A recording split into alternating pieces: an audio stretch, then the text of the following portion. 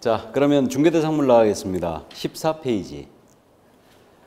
이것도 지금 매회 출제하는 걸로 출제 파트가 돼 있죠. 그래서 법제 3조가 실려 있는데 읽어드립니다. 법제 3조 중개사물의 범위. 이 법에 의한 중개사물은 다음 각호와 같다. 1호 토지, 2호 건축물 그 밖의 토지 영창물, 3호 그 밖의 대통령령이 정하는 재산권 및 물건 그랬어요. 그리고 영제 2조가 실려 있는데 영은 대통령령을 말합니다. 자, 대통령 제2조 중개사물의 범위. 법제 3조 제3호의 규정에 따른 중개대상물은 다음 각과 같다. 1호 임모연한 법률에 따른 임모. 2호 공장 및 광업재단 재단법에 따른 공장재단 및 광업재단. 자, 봅니다. 이 중개대상물 파트는요, 원래 민법의 기초가 있어야지 정확하게 다 나갈 수 있거든요.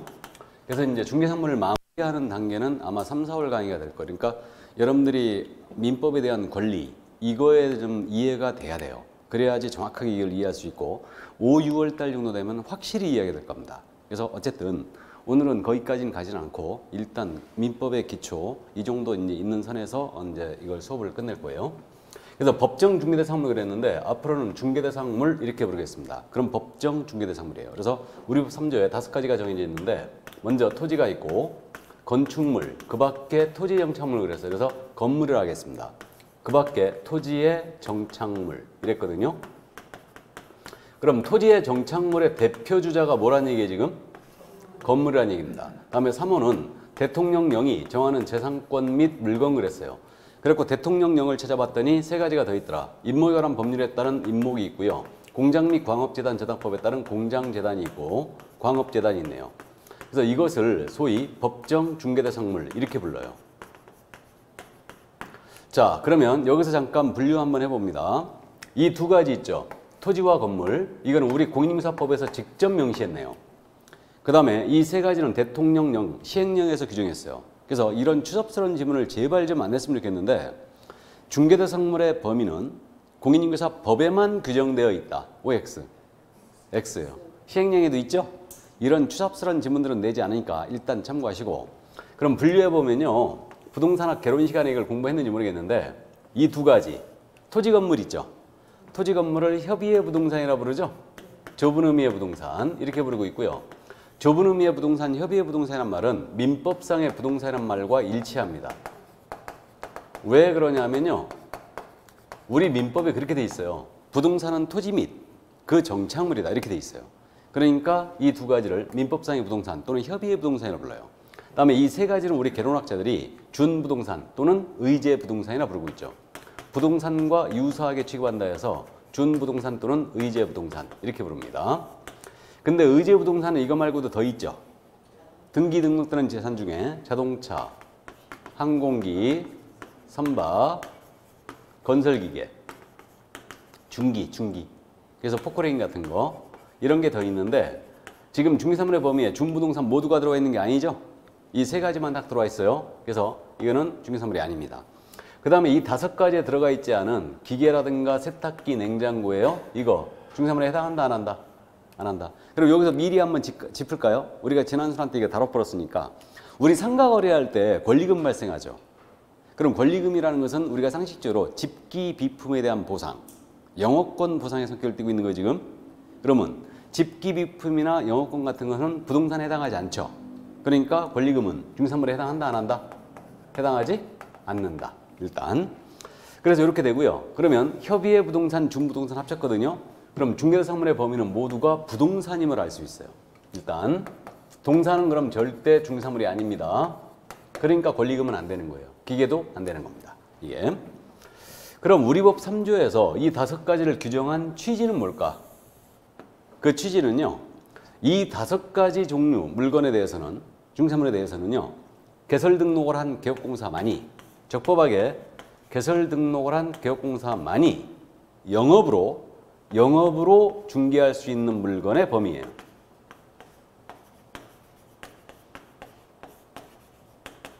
그럼 거꾸로 해서 가면 등록하지 아니한 자는 이걸 영업으로 소개하게 되면 이거 처벌하겠다는 의지가 담기는 거죠. 그러니까 3조 취지는 그거예요. 등록개업공사와 무등록개업공사의 경계선을 이루고 있는 규정이 이게. 그러니까 등록하지 아니한 자가 이걸 업으로서 영업으로서 중개하면 처벌하겠다 이 의지입니다. 3조의 취지는 거기 있어요. 그래서 일단 그 정도까지 이해해 두시고 자 우리 11월 12월 들으신 분 이 5가지는요 개업공인인증사 등 개업공사 등이라 하면 중개업 종사자 전체를 말하죠. 개공, 소공, 보조원 이들을 얘기합니다. 이들은 이 5가지에 대해서 매매를 업으로 할 수 있나요 없나요? 네? 기억 안 나요? 금지행위 첫 번째 우리는 중개를 업으로 해야 되지 매매업하면 안 된다고 그랬죠? 매매업 금지 대상물이에요 이거. 그 다음에 이거 5가지에 대해서는 개공 등은 의뢰인과 직접 거래하면 돼요 안 돼요? 안 되죠. 직접 거래 금지돼 있죠? 직접 거래 금지 대상물이에요. 참고해 두세요. 처음 들으신 분은 그냥 참고만 해 두시면 돼요. 이거는 자 그럼 우리는 이제 뭘 해야 되느냐 토지가 뭐고 건물이 뭐고 임목이 뭐고 공장재단 광업재단이 뭔지를 이해하고 있어야 되고 마지막으로 중개선물에 해당하느냐 안 하느냐 이걸 구분해야 돼요. 자 그럼 먼저 토지는 끊임없이 이어지고 있어요. 자연적인 연속성이 있는 겁니다 지금. 그렇기 때문에 인위적으로 이렇게 선을 그었어요. 선을 그래갖고 나눠놨죠. 이렇게 이게 이제 토지는 그래서 공시법, 민법, 우리가 겹치고 있는 거예요. 이게 그럼 이제 우리가 공시법에서 공부했던 내용이거든요. 이 선을 뭐라 불러요? 경계. 이게 경계다. 이게 이제 경계입니다. 경계고 이 경계로 둘러싸인 부분이 있죠. 이걸 뭐라 그래요? 필 또는 필지라 부릅니다. 그럼 토지의 등록 단위 있잖아요. 토지의 등록 단위는 필 또는 필지예요. 그럼 이게 뭔 얘기냐면 토지는 이거 필마다 지번이 하나 부여돼요. 필마다 면적도 하나 결정되고 필마다 지목도 하나 결정돼요. 1필 1지목 원칙, 주지목 추종의 원칙. 기억나요? 그래서 일단 그게 됩니다. 그 다음 민법에 따르면 민법 토지의 소유권 있잖아요. 토지의 소유권이라는 것은 필마다 있게 돼요. 소유권, 소유권, 소유권, 소유권. 그리고 한 필지 전체에 미치고요. 정당한 이익이 있는 범위 내에서는 상하에 미친다. 라는 게 우리 민법이에요. 일단. 그럼 결국은 토지라는 것은 필 단위로 거래됨이 원칙이겠지만 한 필지의 일부잖아요. 한 필지의 일부는 분필을 하지 않고는 팔아치울 수가 없어요. 왜? 소유권이 전체에 미치고 있거든. 이해되세요? 그러나 한 필지의 일부일지라도 한 필지의 일부일지라도 팔아치울 수는 없지만 이 상태에서 분필하지 않고도 세를 넣을 수는 있어요 없어요? 있어요. 그럼 한 필지의 일부 중개대상물이 될 수 있다 없다? 될 수 있다. 이게 결론이에요. 이게 토지였습니다. 다음 두 번째 건물.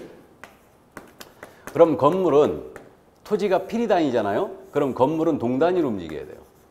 동단위로 거래되면 원칙일 거예요. 근데 건물은 토지와 달리 한 동의 일부이면서도 소유권을 인정하는 경우가 있죠. 예를 들면 아파트와 같은 집합건물이 있죠. 이걸 구분 건물 또는 집합건물이라고 부르거든요. 그러면 우리는 아파트는 세대별로 소유권이 있죠. 그 소유권의 이름을 뭐라고 그러냐면 구분 소유권이라고 불러요. 이거를 그러면 건물 한 동의 일부도 중개대상물이 될 수 있다죠. 될 수 있답니다. 이거는 그 다음에 이제 방이 4칸 있어요. 부부가 쓰고 아들 쓰고 딸 쓰고 방 한 칸 비었습니다. 이거 팔아치울 수 없죠. 똑같은 원리가 적용돼요. 한 필지 일부는 분필을 하지 않고는 못 팔아요. 똑같이 방 한 칸 못 팝니다. 그러나 이거 세를 놓을 수는 있어요 없어요?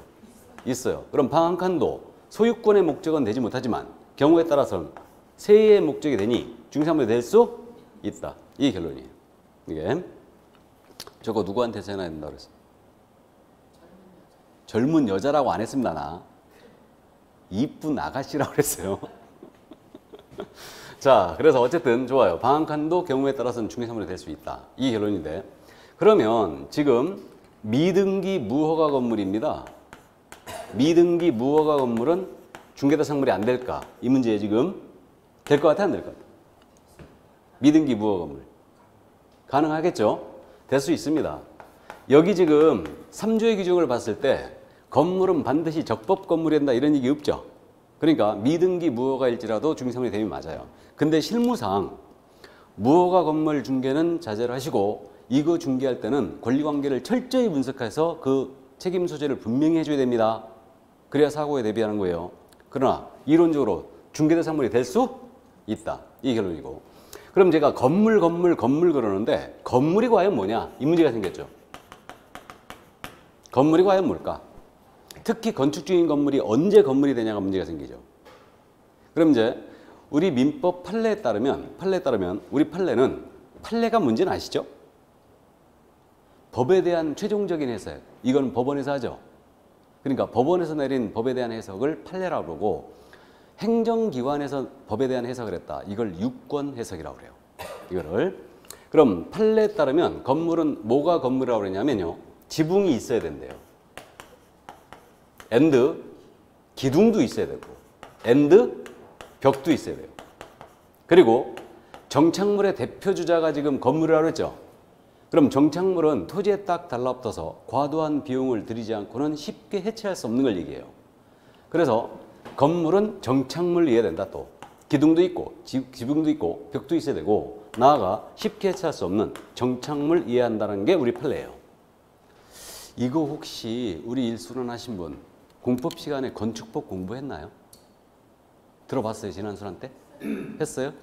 그럼 건축법상 건물의 개념과 틀리죠. 이게. 건축법에서는 어떻게 돼 있냐면 나중에 들으시면서 참고해 두세요. 건축법에서는 건물을 어떻게 불렀냐면 지붕, 앤드, 기둥 또는 벽이 있으면 된다는 거예요. 둘 중에 하나만.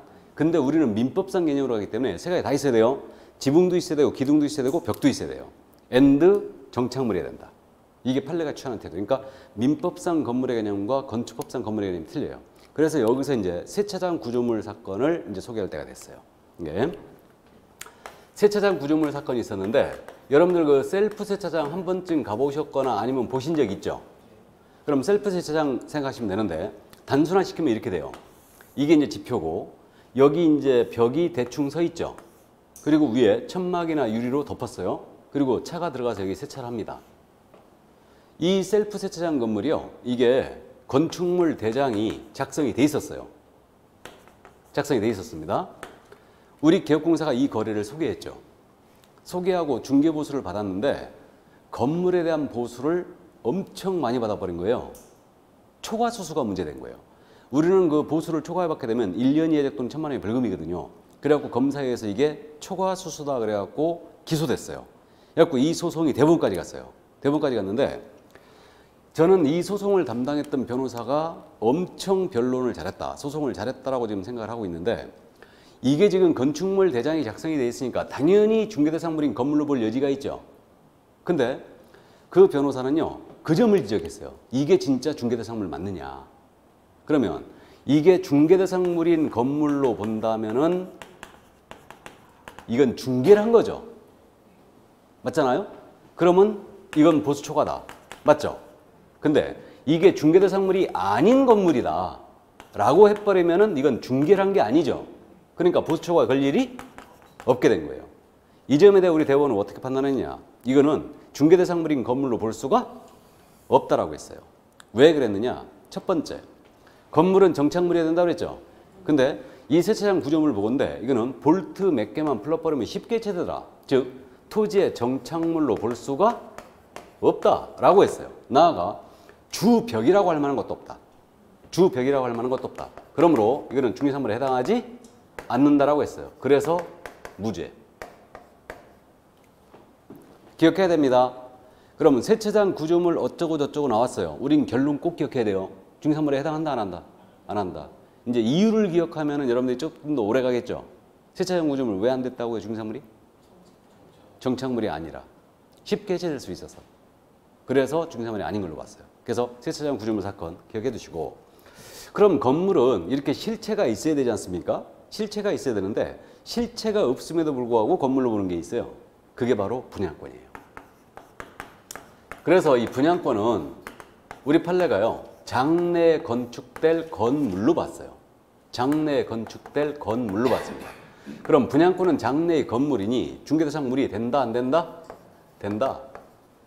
그죠? 중개상물이 됩니다. 그런데 이거와 유사한 입주권이라는 게 있잖아요. 입주권. 우리 판례가 그래서 입주권에 대해서는 또 원칙적으로 중개상물에 해당하지 않는다라고 했어요. 그럼 우리는 지금 분양권이 뭐고 입주권이 뭔지 확실히 개념 정의를 해야 되죠. 그럼 우리 판례가 분양권은 뭐를 분양권으로 받냐면 분양계약이 체결된 후이거나 분양계약이 체결된 후이거나 또는 동호수가 지정이 됐잖아요. 들어갈 집이 정해진 거예요. 그럼 이거는 분양권으로서 장래 건축될 건물이다. 따라서 중개사물이 된다라고 했어요. 이거. 그런데 입주권은 원칙적으로 안 된다고 했어요. 되는 게 예외적으로 있는데 이건 다음 순환 때 공부해요. 그래서 입주권은 원칙적으로 안 된다고 했는데 왜 안 된다고 했냐면 당첨이 되면 입주권이라는 것은 당첨이 되면 입주 예정자로 선정될 수 있는 지위에 불과하다고 그랬어요. 그러니까 이거는 중개사물이 안 된다고 했습니다.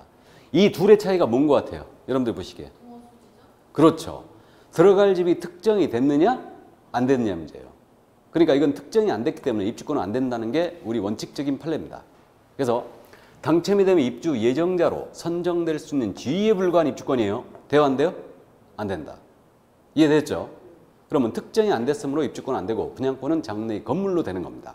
분양계약이 체결된 후이거나 동호수가 지정이 되면 그건 분양권이라는 얘기예요. 그럼 이거와 유사한 것으로서 대토권이라는 게 있어요. 대토권. 한자로 쓰면 이렇게 써요. 대토권. 이렇게 쓰는데 말이 참 어렵습니다. 토지를 대신 받을 수 있는 권리예요. 이게 뭐냐면 이겁니다. 이게 마을이에요.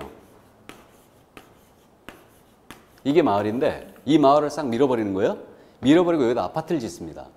그럼 여기 주민들 이주를 시켜야 되죠. 그럼 이주를 시켜야 되는데 이때 이제 개발 사업을 할 때요. 이주자 단지라는 걸 만들어요. 이주자 단지 이걸 만드는데 그럼 여기 살던 주민들은 이주자 단지 내에 택지를 공급받을 수 있는 택지가 뭔지 알죠? 택지를 공급받을 수 있는 지위가 생길 거 아니에요, 이거. 맞죠? 이게 대토권이다. 그래서 이주자 단지 내에 택지를 공급받을 수 있는 지위 이거 뭐라고 한다고? 대토권. 그럼 대토권 중개상 무리냐 아니냐의 문제가 생겼죠. 무리인 것 같아 아닌 것 같아? 예? 아, 무리인 것 같아 아닌 것 같아요? 무리다? 왜요? 필지가 지정돼 있으면 그럼 지정이 안 돼 있으면 아니라고 해야죠. 그렇습니다. 아니죠. 그러니까 뭔 얘기냐면 이주단지에 택지를 공급받을 수 있는 지위라고 그랬죠, 이거. 어느 택지를 공급받을지 지정이 됐어요, 안 됐어요? 안 됐어요. 특정이 안 됐죠. 그러니까 특정이 안 됐으므로 대토권 역시 중개사물이 아니에요. 됐습니까? 이건데 이거 있잖아요. 실무적으로 이런 걸 뭐라고 하냐면 딱지라 불러요. 이걸 딱지라 부르고 있고 물딱지라고 들어봤어요? 알아두세요, 그럼. 물딱지. 실무적으로 실무용어입니다, 이거는. 물딱지인데 물딱지가 뭐냐면 그런 거 보신 적 있을 거예요. 예를 들어서 내가 여기서 영업을 하고 있는 거야. 근데 여기를 재개발을 싹 하는 거예요. 또는 여기서 하우스 쳐가지고 꽃집을 하고 있는 거예요, 지금. 근데 여기를 싹 밀어버리고 지금 현재 이거 재개발을 하는 겁니다, 다. 그러면 여기서 영업하던 분들 있죠? 영업하던 분들은 그 재개발 지역 내에 상업용지를 공급받을 수 있는 지위가 생겨요. 재개발 지역 내에 상업용지를 공급받을 수 있는 지위. 이게 생기는데 이걸 뭐라고 하냐면 이것을 물딱지라 불러요. 알아두세요. 상업용지 받을 수 있는 게 뭐라고요? 물딱지. 택지 공급할 수 있는 지위가 뭐라고요? 대토권. 이렇게 부릅니다. 그래서 이제 물딱지가 있는데 이 물딱지는 어느 상업용지를 받을지가 정해지지 않았죠. 근데 좋은 자리를 받으면 엄청난 차익을 보게 되죠. 근데 나쁜 자리를 받아버리면 받은만 못해요. 그래서 이게 이제 개론에서 공부하는 위험과 수익의 상쇄관계. 위험이 클수록 수익도 크다. 그 얘기인데 그래서 어쨌든 물딱지는 상당히 이건 위험합니다.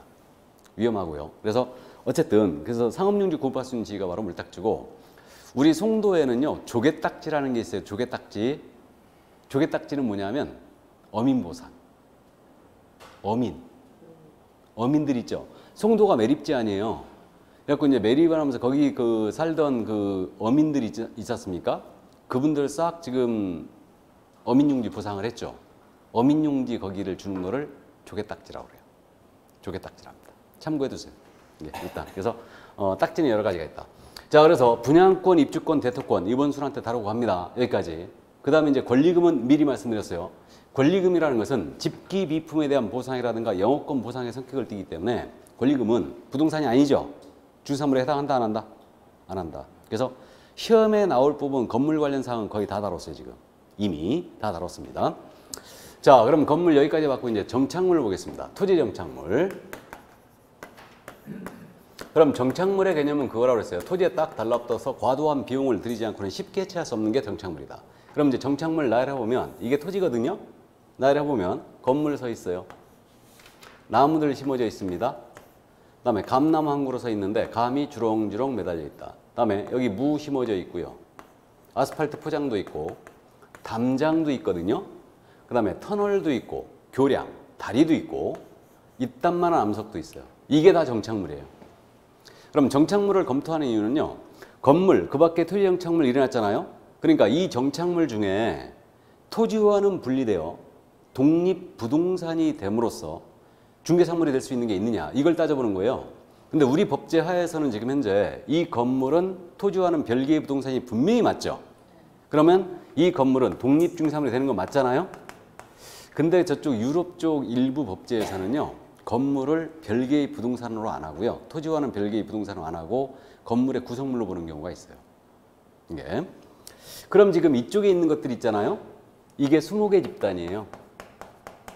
이게 감나무로 했어요. 미분리 과실이에요.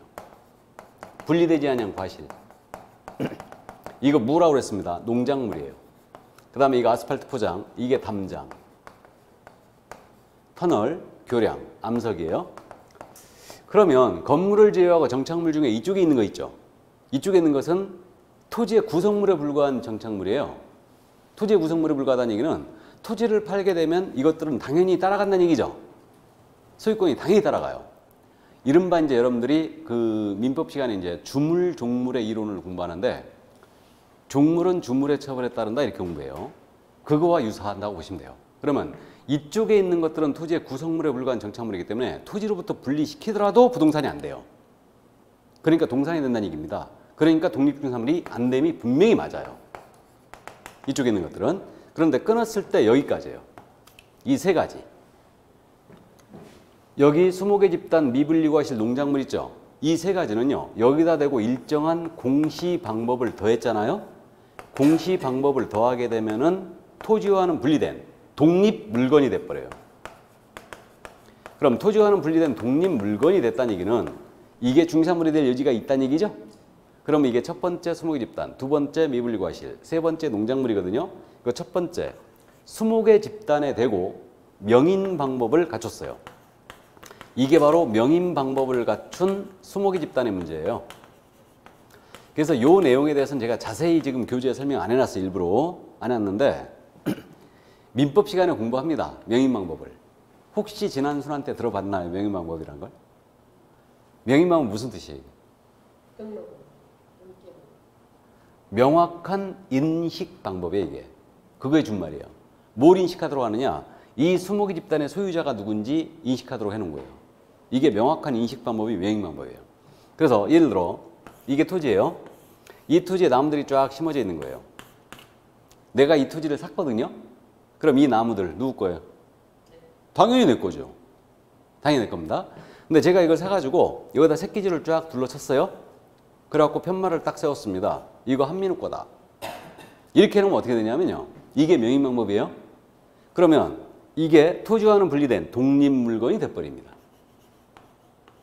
그럼 독립물건이 됐다는 얘기는 이 토지를 팔더라도 당연히 명인방법을 갖춰놓은 20개 집단 따라가는 것은 아니라는 얘기예요. 소유권이 별개로 움직여요. 건물처럼. 이해되세요?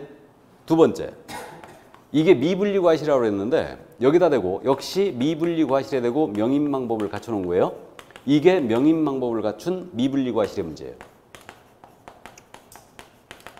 그럼 예를 들어 이게 토지입니다. 이게 토지가 있는데 여기에 감나무가 이렇게 서 있는데 감이 주렁주렁 매달려 있어요. 이 토지를 내가 이 상태에서 샀어요. 그럼 이 감들은 당연히 내 거예요. 근데 여기다 대고 내가 명의망을 갖춰놓은 거예요. 이 미분리과실은 한민우 거다. 이렇게 명의망을 딱 갖춰놓으면요. 어떻게 되느냐. 이 토지를 팔더라도 명의망을 갖춰놓은 미분리과실은 당연히 따라가는 것은 아니에요. 소유권이 별개로 됩니다. 독립물건이 역시 됐어요. 이게. 또 세 번째 농작물이거든요. 지금 농작물인데 농작물도 원래는 토지의 정착물로서 토지의 구성물에 불과해요. 그럼 예를 들어 이게 토지인데 이 토지의 소유자가 갑이에요. 갑인데 내가 이걸 임차를 했어요. 빌렸다는 얘기죠. 이거를 그래갖고 내가 임차를 해가지고 여기다 물을 심은 거예요.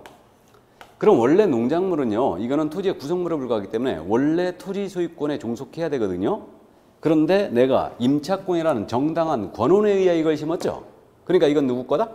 당연히 내 거예요. 내 겁니다. 그런데 우리 판례는 여기서 한 걸음 더 나갔어요. 더 나가서 만약에 농작물이요, 수확기라는 공시 방법을 갖췄잖아요. 수확기에 접어들었어요. 농작물이. 그럼 이때는 우리 판례는요, 경작 권원을 따지지 않고 경작 권리. 그러니까 이걸 따지지 않고 무조건 경작자의 것이라는 게 판례예요. 그럼 이 얘기는 뭔 얘기냐면 수확기를 앞둔 농작물은요, 토지의 구성물이지만 토지와는 분리된 독립 물건임을 인정하고 있는 거예요. 이런 예가요, 이런 예가 어떤 예가 있냐면 우리 어르신들이 소일거리로 야산이나 하천을 개간해서 무 심고 파 심고 배추 심고 하잖아요. 그래가지고 만약에 그게 수확기에 접어들었잖아요. 그럼 그건 무조건 그 어르신 거예요. 이게 불법이냐 아니냐를 떠나서 그 농작물에 대한 소유권은 누구한테 있다고요? 그 어르신한테. 이거는 토지와는 분리된 독립 물건임을 인정한 거예요. 그러니까 이 세 가지는 분명히 토지와는 분리된 독립 물건이 된 거예요. 그러면 여러분들이 민법 시간에 이제 물건을 공부합니다. 물건. 그럼 물건은 분류하면 크게 두 가지로 나눠지죠. 예? 두 가지로 나눠지는데 두 가지가 하나는 동산, 또 하나는 부동산 나눠지잖아요. 물건이라는 게. 그러면 이 세 가지를 부동산으로 본다면 논리적으로 봤을 때 중개대상 물이라는 게 맞고, 이 세 가지를 동산으로 본다면은 중산물이 아니다라는 게 논리적이에요. 우리 민법학자의 다수의 견해는 어디서 있느냐? 바로 부동산이라는 견해에 서 있어요. 그러면 이 세 가지는 다수의 견해에 따르면 부동산을 보고 있는 거죠, 지금. 부동산을 보니 중개대상물을 하는 것이 맞다라는 얘기죠. 특히 명인망물 갖춘 수목의 집단 있죠, 이거. 이거는 중개대상 물이다. 토지와는 분리된 독립 부동산으로서 중개상 물이다라는 견해, 우리 중개사법 쪽에서는 반대의 견해가 전혀 없어요. 일치된 견해를 보이고 있어요. 그러니까 저것이 29회 때 또 나왔다는 거죠. 그럼 명인망물 갖춘 수목의 집단은 중개대상 물이 될 수 있다. 이 결론이에요. 그럼 여기서 이제 정착물을 다 봤는데 담장암석은 분명히 안 되는 거죠. 건물은 되는 거죠. 명인망 갖춰놓은 수목의 집단도 되는 거죠. 근데 가식의 수목의 집단, 가식, 임시적으로 심어놓은 수목의 집단 돼요, 안 돼요? 안 되는 거죠. 그러면요, 일단은 토지의 정착물은 모두가 독립중개상물이 될 수 있다. OX, X. 모두가 될 수 없다라고 해도 X. 이해되십니까? 그러니까 정착물에 대해서는 개별적으로 물어봐야 돼요. 개별적으로. 그래서 일단 여기까지. 이게 이제 정착물이었습니다. 다음 이제 준부동산 세 가지. 임목. 이 임목은 한자로 쓰게 되면 이렇게 쓴다고 그랬죠. 일본식 표현이라고 그랬어요. 이것도 설립자의 나무 목자 이렇게 돼 있는데, 이게 토지가 있습니다. 토지가 있는데 여기에 나무들이 쫙 심어져 있는 거예요. 토지의 소유자가 저당을 잡히고 돈을 빌리고 싶었죠. 평가를 해봤어요. 감정을 해봤더니 토지가액은 1억이 나왔는데 나무가 너무너무 잘 자라더라. 그래서 이 나무 평가 금액만 이게 3억이 나온 거예요. 그러면 토지의 소유자는 그 생각했을 거예요. 분명히 저 나무에 대고 저당을 잡고 돈을 빌리면 좋지 않겠는가라는 생각을 하는데, 이 상태에서 이 나무는 토지의 구성물에 불과한 거죠. 그러니까 나무만 별개로 저당을 잡을 수가 없었던 거죠. 해서 나무에 대고 저당을 잡기 위해서 법을 만든 거예요. 그 법의 이름이 임목에 관한 법률이죠. 이걸 그래서 줄여서 임목법이라 불러요. 이거를. 그러니까 임목법에 따라서 저당 잡을 길을 터준 거예요. 어떻게 잡느냐? 먼저 시장이나 군수한테 가갖고 임목 등록 원부를 먼저 작성해야 돼요. 임목 등록 원부가 작성될 수 있는 수목의 집단에는 제한이 없습니다. 한 필지 일부의 상관이 없고요. 전체의 상관이 없고 수종의 제한도 없어요. 수령의 제한도 없습니다. 그래서 자유롭게 편의에 따라서 임목 등록물을 작성할 수 있는데 단 한 그루는 안 돼요. 수목의 집단이라 했기 때문에. 그래서 이제 임목 등록물을 작성했잖아요. 그래서 이걸 첨부하여 등기소에 가야 되죠. 그래서 임목에 대한 소유권 보존 등기를 하게 됩니다. 그럼 이제 우리가 처음 들으신 분은 보존 등기가 뭐냐? 최초의 등기를 얘기하죠. 임목에 대한 최초의 등기를 해버린 거예요. 그럼 어떻게 되느냐? 이게 토지의 구성물에 불과하던 이 수목입단이요, 토지와는 별개의 부동산이 됩니다. 그래가지고 별개의 부동산이 돼가지고 이걸 개론학자들은 준부동산이라고 부르는 거예요, 지금. 그래서 임목법에는 분명히 이렇게 돼 있어요. 임목은 임목은 부동산으로 보며 이렇게 돼 있어요. 그러니까 이거는 분명히 준부동산 맞고요. 그러면 임목에 대하여 별개의 소유권이 인정된다는 얘기죠? 등기도 돼 있죠? 저당을 잡을 수 있게 돼요.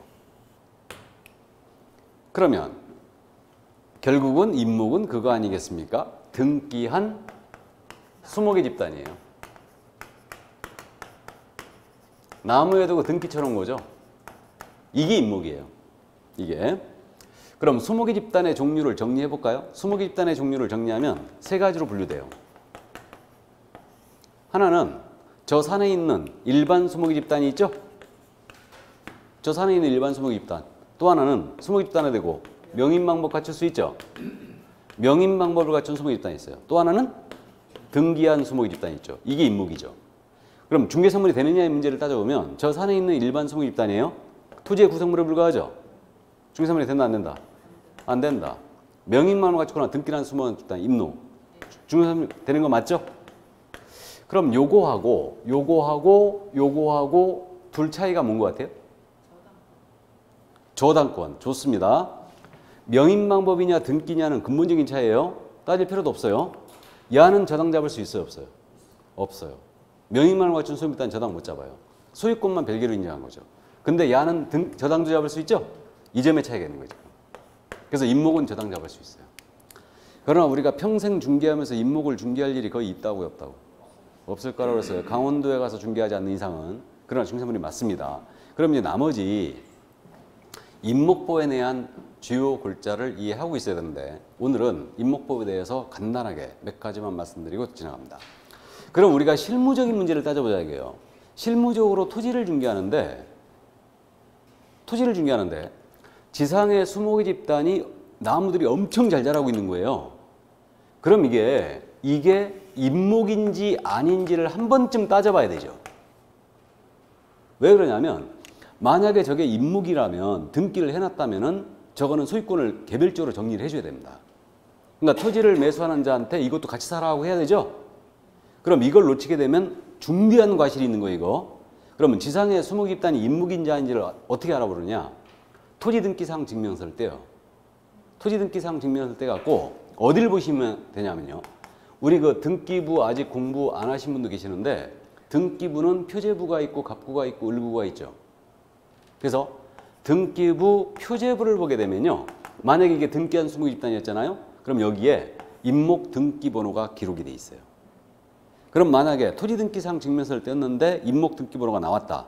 그럼 지상의 수목 집단이 등기한 거라는 거 이해해 두시고 그에 대한 권리를 확실히 정리해 줘야 되죠. 같이 매수하라고 그래야죠. 이해되셔요? 그래서 지상의 수목 집단이 임목인지 아닌지 여부는 어디를 보면 알 수 있다고 해요? 토지등기기록 표제부를 보면 알 수 있어요. 토지등기기록 표제부를 보면 알 수 있다. 자, 그 다음에 이거 임목은 나무 아니에요. 근데 나무에 대고 저당을 잡고 돈을 빌린다는 얘기인데 이거 불나서 홀랑 타버리면 저당물 자체가 없어지네요.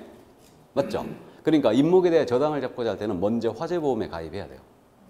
가입해야 되고 그럼 화재보험에 가입한 다음에 임목을 저당을 잡았는데 이게 불나서 홀랑 타버린 거예요. 그럼 그 보험금에다 대고 저당권 계속 행사할 수 있거든요. 이걸 민법에서 물상대위. 들어본 적 있죠? 물상대위.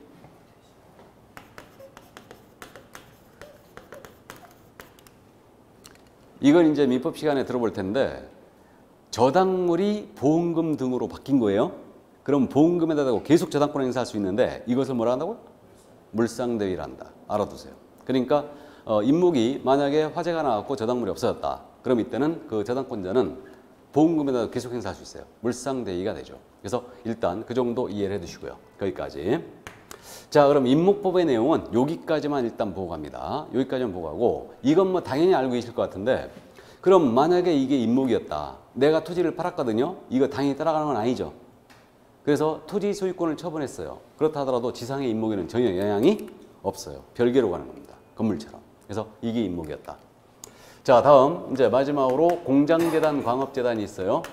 이건 같이 갑니다. 법이 같고요. 같은 법에 있죠. 그럼 공장재단은 뭐냐면요. 공장을 운영하기 위한 재설비를 하나로 묶어 등기해 놓은 거예요. 광업재단은 뭐냐면 광물을 채굴하기 위한 재설비를 하나로 묶어 등기해 놓은 거죠. 이게 광업재단이에요. 그래서 광업재단에 대한 사항은 공장재단 규정을 준용해요. 끌어다 쓰기 때문에 내용이 둘이 같은데 공장재단을 위주로 설명드립니다. 이게 공장부지예요. 공장부지인데 여기에 공장 건물 서 있어요. 기계들도 있고요. 전선들도 있고 전봇대, 전주도 있고요. 공장에 크레인들 왔다리 갔다리 하는 선로 있죠. 이런 것들이 있고 이 공장의 특허권, 상표권, 의장권, 실용신앙권 등 공업소유권, 이른바 지식재산권 같은 것도 있습니다. 이 공장의 소유자가 저당을 잡히고 돈을 빌리고 싶어서 평가를 해봤어요. 감정을 해봤더니 공장 부지는 2억이 나왔고 공장 건물도 2억이 나왔어요. 근데 요 기계만 평가 금액이 5억이 나왔던 겁니다. 그럼 이 공장의 소유자는 그 생각할 거예요. 기계에다 대고 저당 잡히고 돈을 빌리면 좋지 않겠는가 라는 생각을 할 겁니다. 근데 우리 민법상 저당권이라는 것은 기본적으로 부동산 물권이에요. 부동산 물권이라는 얘기는 부동산의 성립함을 원칙으로 한다는 얘기죠, 지금. 저당권이라는 게. 근데 이 기계는 그럼 부동산이에요, 동산이에요? 동산. 기계가 왜 동산이다? 기계가 왜 동산이다? 뭐라고요? 정착이 안 돼 있으니까. 탄력을 벌써부터 받아가고 있는데 움직여서 그러면 안 돼요. 이제 우리는 법률적으로 봐야 되기 때문에 자동차, 항공기, 선박 무지하게 잘 움직이죠. 근데 뭐예요 지금? 부동산이잖아요 지금. 그러니까 결국은 우리 민법상 부동산은 토지 및 그 정착물이다 그랬죠. 기계는 정착물이 아니에요. 그러니까 부동산이 안 됩니다. 동산이에요. 그러니까 좋아요. 그러니까 우리는 이제 법률적인 관점에서 보기 때문에 그래요. 그러니까 이런 것들이 이제 여러분들이 보이기 시작했을 때 이제 하산할 때가 돼가는 거예요. 그럼 이제 여기다는 저당을 못 잡았죠. 그러니까 이런 데다 대고 저당을 잡기 위해서 법을 만든 거죠. 그게 공장 및 광업재단 저당법이에요. 그래서 이걸 줄여서 재단저당법이라고 불러요. 그래서 재단저당법이 그래서 탄생했는데 어떻게 저당 잡을 길을 터줬냐면요. 일단 재단 목록부터 작성해야 돼요. 재단 목록. 이건 등기부의 일부로 보는데 1번 건물, 2번 토지, 3번 기계, 4번 특허권 이런 식으로. 그래서 재단 목록을 쫙 작성하여 이걸 첨부해서 등기소에 가야 되죠. 그래갖고 공장재단, 광업재단, 소유권 보존 등기를 해요. 최초 등기죠. 그럼 어떻게 되냐면요. 개별적인 재산들이요. 집합물로서의 일체성이 인정된다고 그러죠. 그래가지고 전체가 한 개의 부동산이 돼버려요. 그럼 전체로서 소유권이 하나가 인정된다는 얘기죠. 전체가 일체화되어 있다는 얘기예요. 소유권 하나 인정되고 이제 등기도 됐으니까 저당 잡을 길을 터준 거죠. 저당 잡을 수 있게 돼요. 그러니까 결국은 그거 아니에요. 공장을 운영하기 위한 재설비를 하나로 묶어 등기한 거. 이게 뭐라고? 공장재단. 광물을 채굴하기 위한 재설비를 하나로 묶어 등기한 거. 이게 뭐라고? 광업재단. 그러니까 주의할 점은 공장재단, 광업재단은요. 하나의 부동산이라는 걸 명심해야 돼요. 그럼 전체가 하나로 묶였으니까 개별적인 공장 건물입니다. 이거. 이 건물만 따로 떼서 팔 수 있을까요? 없을까요?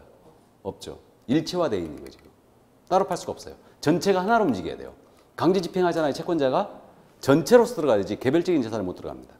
그래서 하나로 묶어 등기 쳐놓은 거. 이게 바로 재단이다. 그렇게 이해하시면 돼요. 그래서 이제 그 점을 꼭 이해해 두시고요. 그러면 공장재단에 속한 건물이에요.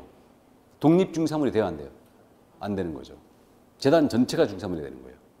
자, 그럼 나머지 재단저당법에 대한 내용을 기본적으로 이해해 두시는데, 자, 실무적인 문제.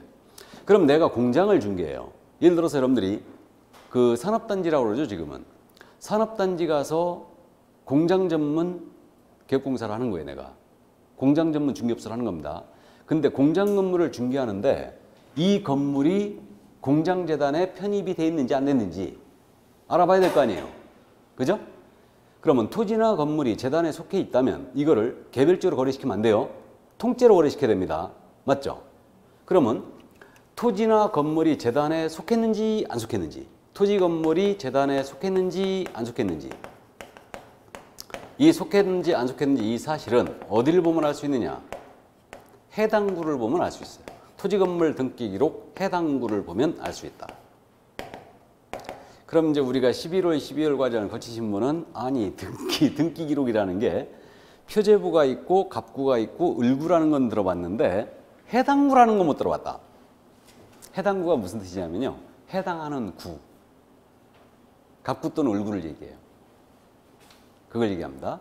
그럼 해당구를 보면 알 수 있다. 그럼 이게 뭔 얘기냐면 갑구는 소유권에 관한 등기를 하게 돼 있죠. 을구는 소유권 외의 권리에 관한 등기를 해요. 저당권이나 전세권 이런 것들. 그러면 토지, 건물의 소유권이 재단으로 들어갔잖아요. 그러면 건물 소유권의 등기는 어디다 해요? 갑구에. 그럼 갑구에 재단에 속했다는 사실을 직권 등기한다는 얘기예요. 표시가 돼 있어요.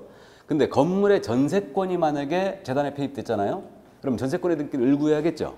그럼 을구에 이 전세권은 재단에 속해 있다라는 사실을 등기가 돼 있어요. 그러면 지상의 20개 집단이 임목인지 아닌지를 어디를 보면 알 수 있다고요? 표제부. 토지 등기로 표제부 보면 알 수 있어요. 근데 토지 건물이 재단에 속했는지 안 속했는지 뭘 보면 알 수 있다고요? 해당구를 보면 알 수 있다. 헷갈릴만 하죠. 그러니까 이제 이런 것들은 이제 나중에 헷갈리는 부분은 집중력으로 이제 연습을 하고 한 가지만 더 하죠. 여기서.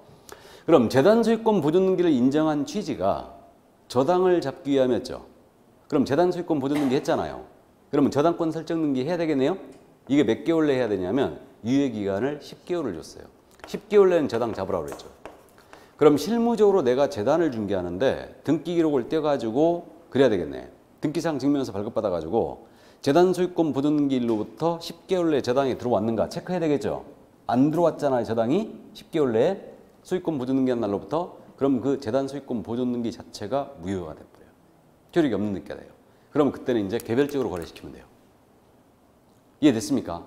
그래서 일단 여기까지. 그래서 이게 바로 이제 재단에 관한 내용이었어요. 그래서 지금 현재 준부동산, 임목, 공장재단, 광업재단을 다 봤는데 이제 우리는 어디를 볼 거냐면 교재 그저 19페이지인가? 19페이지가 아니고 21페이지. 교재 21페이지를 보시게 되면 중개대상물이 되기 위한 요건이라고 돼 있죠. 그죠? 사법상 거래가 가능할 것 일어났잖아요. 이게 뭔 얘기냐면 그러면 중개사물 5가지 내용을 다 봤는데 이 5가지일지라도 당연히 모두가 중개사물이 되는 것은 아니다. 경복궁 팔아치울 수 있어요? 없어요? 없죠. 그렇듯이 중개대상물이 되기 위해서는 일단 5가지에 속해 있어야 되고 이 5가지가 사법상 거래가 가능해야 돼요. 즉 사적인 거래가 가능해야 된다는 얘기죠. 그래야 중개사물이 될 수 있어요. 그럼 사적 거래가 불가한 물건들은 안 된다는 얘기죠. 그럼 사적 거래가 불가한 물건들이 대표적으로 뭐냐면 한마디로 국가가 소유한 재산, 이걸 뭐라 해요? 국유재산. 그다음에 지방자치단체나 공기업이 보유한 재산, 이것을 공유재산이라고 그러죠. 그래서 국공유재산은 중개사물이 안 되는 겁니다. 그러면 우리가 이제 개별적으로 기억을 하고 있어야 돼요. 국공유재산은 안 된다는 거 알아요. 그럼 이제 경복궁, 창경궁 이런 데들 전부 다 문화재죠? 안 됩니다. 시청, 청사 안 될 테고 공유재산이죠. 다 안 됩니다. 고속도로, 국도 안 될 테고 또 바닷가. 공식 시에는 혹시 바닷가 들어봤어요? 바닷가는 누구 거래요? 자연곡물로서 국유로 합니다. 바닷가는. 그럼 바닷가 안 되는 거죠? 안 되는 겁니다. 그렇게 돼 있고요. 그 다음에 내 땅 1m 밑에 채굴되지 아니한 광물이 있어요. 미채굴 광물. 금 한 톤이 있는 거예요. 내 땅 1m 밑에. 그럼 채굴되지 아니한 광물 누구 거예요 이거? 네? 광업권의 객체로서 이건 국유로 합니다. 채굴되지 아니한 광물은 국유로 해요. 그럼 이거 된다 안 된다? 안 된다. 안 되는 거죠. 또 혹시 무주부동산 들어봤나요? 주인 없는 땅. 무주부동산. 주인 없는 땅. 무주부동산은 민법에 뭐라고 돼 있냐? 국유로 한다 이렇게 돼 있죠. 무주부동산은 국유로 한다. 그럼 무주부동산 국유로 하니 돼요 안 돼? 안 되는 거예요. 그래서 일단 기본적으로 이 정도 이해를 해주시고요. 나머지 이제 중개의 대상 행위가 되느냐, 중개의 대상 권리가 되느냐 이 문제를 거론해야 되는데 요거는 이제 여러분들이 민법에 탄력을 받았을 때 이제 하면 돼요. 그래서 결론이 중개대상물이 되기 위한 요건만 오늘 다루는데 2장을 넘기시면 마지막에 25페이지에 코어 체크 그래가지고 중개사물 정리 일어났죠. 그래가지고 여러분들은 해당하느냐 안 하느냐 있잖아요. 중개사물 여부, 중개대상 권리 여부, 중개상 행위 여부, 해당하느냐 안 하느냐 이렇게 돼 있죠. 이게 이제 한눈에 딱 보였을 때 중개사물을 정확하게 다 이해하고 있는 거예요. 나중에 이제 보이게 될 거예요. 그러니까 이거는 민법의 탄력을 좀 받아야 돼요. 권리를 좀 이해해야 되고 그 계약에 대한 부분, 이 부분을 조금 이해를 해야지 이 부분이 쉽게 정리될 거예요. 그래서 오늘은 중개사물 여부 여기까지만 따지고 넘어갑니다. 여기까지만. 자, 그럼 오늘은 여기까지 하고요. 그러면 오늘 우리는 공인인증사 제도를 공부했으니까 자격을 취득한 거죠. 그럼 다음 주에는 이제 자격 취득했으니까 뭐 해야 돼요? 사무소 열어야죠. 이게 등록이에요. 그래서 다음 주에는 이제 중개사무소의 개설 등록을 나가도록 할 겁니다. 오늘서부터 지금 이제 유인물이 나가고 있죠. 그래서 유인물을 저는 풀어드리는 걸 원칙으로 하고 있어요. 저는 이제 유인물이 나가면 반드시 풀어드립니다. 특별한 사정이 없는 이상 풀어드릴 거예요. 그래서 잠깐 보시죠. 그래서 1, 2월 달에는 OX로 나갈 거예요. 3월 달부터는 오지선다형으로 연습할 거예요. 5개 중에 1개. 자, 그럼 갑니다. OX 1번. 부동산 거래의 적절한 규제는 공인인증사법의 제정 목적에 해당한다. OX. X. 우리 법의 제정 목적이 어떻게 되어 있었냐면 공인중개사의 업무 등에 관한 사항을 정하여 전문성을 제고하고 부동산 중개업을 건전하게 육성하여 국민경제 이바지를 목적으로 한다 그랬죠. 부동산 거래의 적절한 규제 같은 건 없어요. X. 2번. 중개의 3요소는 개업 공인중개사, 중개의뢰인, 중개대상 물이다. 맞아요? 그렇죠. 그래서 개업공사를 알선행위의 주체, 중개행위의 주체라고 해도 맞고요. 개업공사라 해도 맞고요. 그래서 중개대상물, 중개의뢰인, 개업공인사 맞습니다. 5. 3번 내려가죠. 개업공사의 중개행위는 거래당사 간의 법률행위 성립에 조력하는 사실행위다. 중개행위는 사실행위다. 맞아요? 중개는 사실행위죠. 법률행위를 도와주는, 계약을 도와주는 사실행위예요. 맞습니다. 5. 4번이에요. 중개행위가 되려면 거래당사 쌍방으로부터 중개 의뢰를 받아야 한다. OX. X. 일방으로부터 의뢰받아도 상관없죠? 예. 그래서 X. 다음 5번. 상가 건물의 분양대행은 공사법상 중개에 해당한다. 분양대행. X. 분양대행이나 컨설팅은 중개라고 볼 수 없다고 그랬죠? 예. 그래서 X. 6번. 보수를 받고 우연한 기회 1회 토지의 매매를 중개한 행위는 중개업에 해당한다. 우연한 기회 1회의 밑줄. 우연계 1회는 절대 업은 될 수 없어요. 맞죠? 그러면 중개업에 해당한다. X예요. 다음 7번. 개업 공인인증사란 공인인증사로서 공인사법에 의하여 중개사무소에 개설 등록을 한 자를 말한다. X입니까? 어디가 틀렸어요? 공인인증사로서. 좋습니다. 그 말 들어가서 틀렸어요. 7번 이해되세요? 왜 틀렸는지? 자, 우리 뭐라고 공부했냐면 개업 공인인증사라 함은 이 법에 의한 중개사무소에 개설 등록을 한 자를 말한다 이랬죠? 그러니까 개설 등록만 나와야 된다고 그랬어요. 다른 말이 들어가면 안 된다고 그랬죠? 공인중개사로서 이 말을 빼야 돼요. 왜 그게 7번이 틀렸냐면요. 이거예요. 우리 개공의 종류, 종별이라고 그랬죠? 개공의 종류가 몇 가지?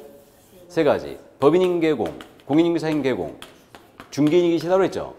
그럼 7번 지문, 현재 지문에 따르면 지금 공인중개사로서 개설 등록을 한 자를 말한다 그랬죠? 이 자만 갖고 정의했잖아요, 지금. 법인과 중개인을 포함 못한 거예요, 지금. 그러니까 이 정의가 틀린 거죠. 그래서 공인중개사로서 이 말이 빠져야 돼요. 확실히 이해해야 됩니다, 이거. 그래서 개업공사를 하면 개설 등록을 한 자만 나와야 되지 다른 말이 들어가면 안 된다는 얘기예요. 7번 X. 공인중개사로서 이 말 빠져야 돼요. 이해되셨죠? 자, 8번 내려갑니다. 토지 한 필지의 일부는 중개사물이 될 수 없다. OX. X. 될 수 있죠? 그러나 소유권의 목적인 되지 못해요. 자, 그래서 중개사물이 될 수 없다. X입니다. 될 수 있고요. 9번. 무허가 건물은 중개사물이 될 수 없다. OX. X. 될 수 있다고 그랬어요. 건물인 이상 된다고 그랬고요. 그러나 이제 권리 분석 철저히 해야 중개사고에 대비하라고 그랬습니다. 무허가 건물 중개 시는. 다음 10번. 분양계약이 체결되어 특정 동호수가 지정된 분양권은 중개사물이 될 수 있다. 5. 확실하게 표현했죠. 그러니까 분양권은 중개사물이 됩니다. 동호수가 지정된 분양권은 당연히 돼요. 그래서 5, 11번 미채굴의 광물은 국유재산이므로 중개대상물이 될 수 없다. 5. 채굴되지 아니한 광물은 이건 국유로 합니다. 그러니까 중개대상물이 될 수 없어요. 맞고요. 12번 내려가죠. 이제 미성년자는 공인인증사 자격시험에 응시할 수 없다. X죠. 응시할 수 있죠. 근데 이거는 난이도 하. 그러니까 12번 지문 같은 경우 있잖아요. 이런 지문들은 나중에 이제 어떻게 이게 응용이 되냐면 우리가 용어의 정의를 공부했으니까 지금 미성년자는 공인인증사 시험에 응시할 수 없다. 틀렸다는 거 금방 알아봤어요. 근데 이게 이제 중급 난이도. 중급으로 올리면 어떻게 되느냐. 미성년자는 공인중개사가 될 수 없다. OX. 미성년자는 공인중개사가 될 수 없다. OX. X죠. 공인중개사가 뭐라고 그랬어요?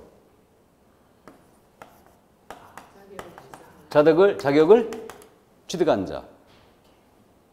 이해되세요? 공인중개사 자격 취득할 수 있어요, 없어요?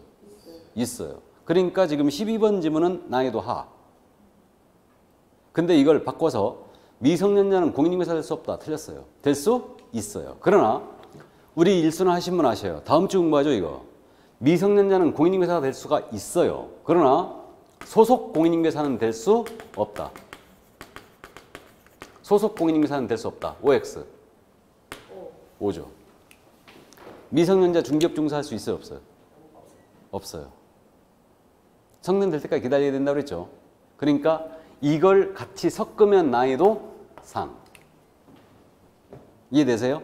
그러니까 여러분들 이제 공부가 11월, 12월 과정이 틀리고 1월, 2월 과정이 틀리고 3, 4월 과정이 틀리고 5, 6월 과정이 틀린 거예요. 그러니까 갈수록 이제 고난이도 지문들을 연습하게 돼요. 그래서 이제 그런 부분들이 이해가 바탕이 안 되면요. 이게 해결이 안 되는 거예요.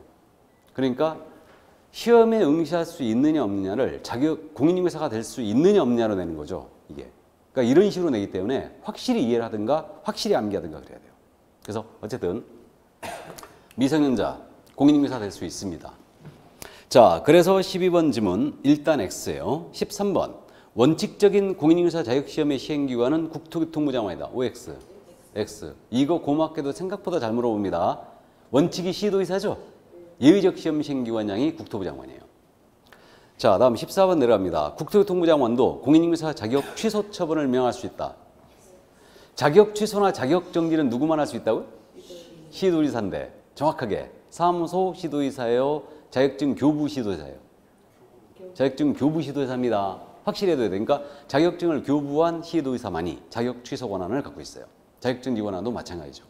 그래서 국토부 장관 틀렸습니다. 그래서 협회에서요. 한때 국토부 장관이 자격증을 주는 걸로 추진을 했었거든요.